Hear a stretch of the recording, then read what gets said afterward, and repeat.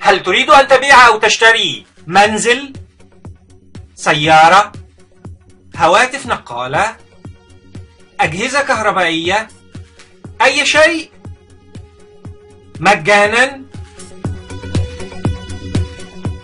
الحل سيلت فور مثل الوسيط ولكن مجانا.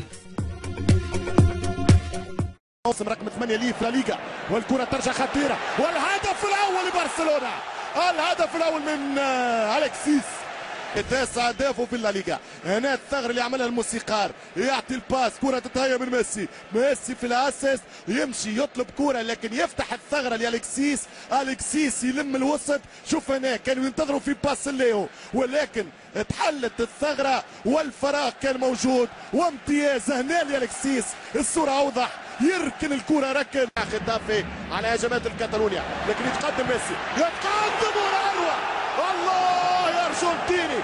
الهدف الثاني من ليو ميسي، هدف ولا اروع، عالمي، وسط الاهات وسط الصيحات، ميسي ميسي ميسي. شوفوا اللي بداها، هو اللي ياخذ كرة يستقبلها بين ثلاثة، يسدد، لا تصد ولا ترد.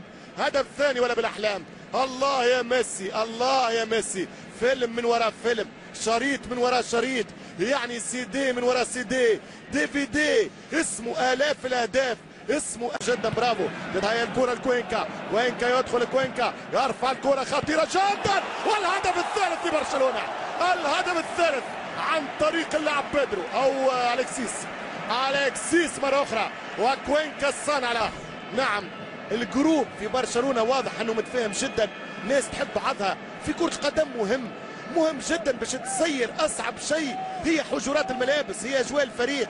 عندك ميسي ونيستا وتشافي وبويول، كل واحد معلم، كل واحد تاريخ، كل واحد مليارات فلوس، كل واحد ملايين من المحبين، ولكن عن طريق الليو يمشي ليو ميسي على مخالفة الكالديرون في مدريد، والرابع يا بابا، الرابع وجماعة واقفين، وماني قلت لك في اخر ربع ليصل مجموعة اهداف الكتالونيين 10 راسيات في هذا الموسم من 94 هدف.